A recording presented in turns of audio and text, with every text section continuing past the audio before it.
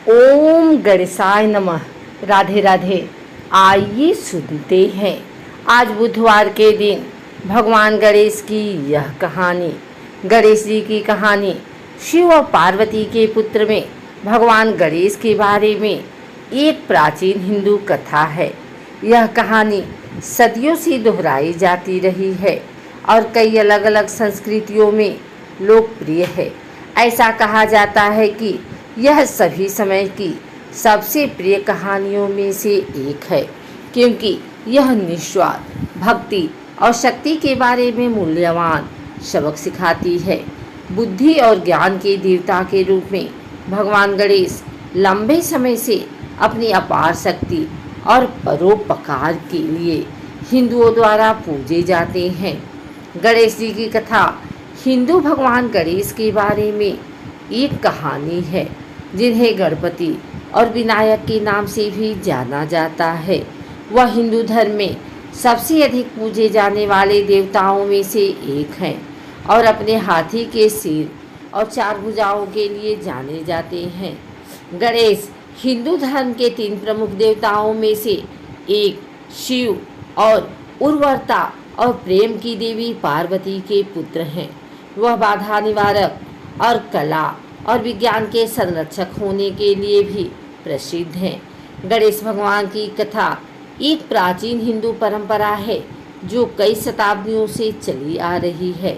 यह एक शक्तिशाली आध्यात्मिक अभ्यास है जिसका हिंदुओं की पीढ़ियों द्वारा सम्मान किया जाता है और आज भी इसका व्यापक रूप से अभ्यास किया जाता है।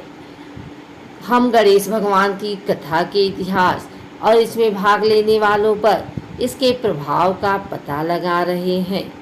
यह भी चर्चा कर रहे हैं कि यह अभ्यास आधुनिक भक्तों के लिए आध्यात्मिक मार्गदर्शन, ज्ञान और उपचार कैसे प्रदान कर सकता है। हिंदू देवता गणेश जी भारत में सबसे लोकप्रिय देवताओं में से एक हैं और दुनिया भर में पूजनीय हैं। उन्हें अक्सर बाधाओं को दूर करने वाले के रूप में जाना जाता है और यह गणेश चतुर्थी के हिंदू त्यौहार के दौरान मनाया जाता है, जो हर साल मनाया जाता है। उनकी कहानी दृढ़ संकल्प और साहस की सीख से भरी है, जो सभी के लिए प्रेरणादायक है। हम गणेश जी के जीवन के पीछे की कहानी का पता लगाएंगे और आज आपके जीवन में कैसे लागू किया जा सकता है, इस कहानी को सुना रहे हैं। एक बहुत गरीब अंधी बुढ़िया माई थी। उनका एक छोटा सा परिवार था जिसमें उसके बेटा और बहू थे। बूढ़ी माई की भगवान श्री गणेश में बहुत श्रद्धा थी। वह हमेशा गणेश जी की पूजा करती थी। तो एक रोज़ गणेश जी ने कहा कि बुढ़िया माई कुछ मांग, मैं तेरी पूजा से खुश हूँ। बुढ़िया माई ने कहा, मुझे तो कुछ मांगना नहीं आता। तो गणेश जी भगवान ने कहा, अपने बेटे बहू से पूछ, मैं कल फिर आऊँगा। अपने बेटे बहू से पूछ कर बताती है। तो वह अपने बेटे से बोली, आज मुझे प्रभु विनायक बाबा ने स्वयं दर्शन दिए और उनसे वर मांगने को कहा है। मुझे तो पता नहीं क्या मांगना चाहिए, तो तुम दोनों ही कुछ सोच समझकर बताओ क्या मांगना चाहिए। ओह, कल फिर आएंगे।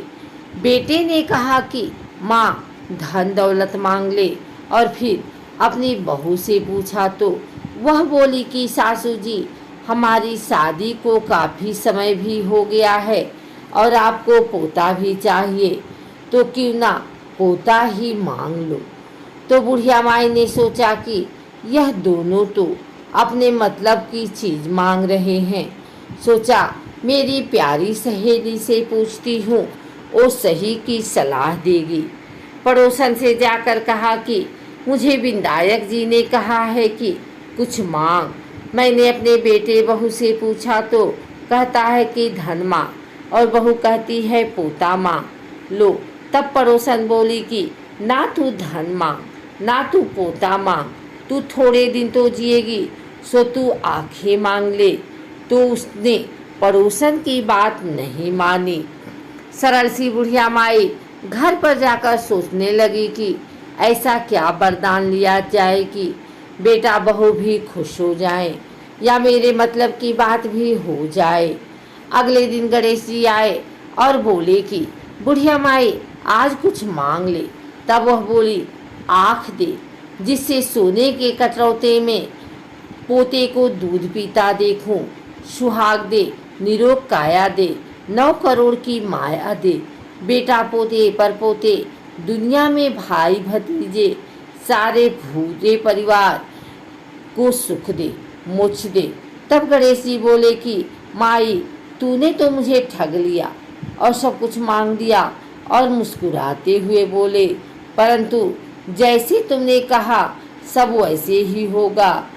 यह कहकर गणेश जी अंतर ध्यान हो गए। बुढ़िया माई के उसी प्रकार सब कुछ हो गया। हे गणेश जी, जैसे बुढ़िया माई को दिया वैसे सबको देना।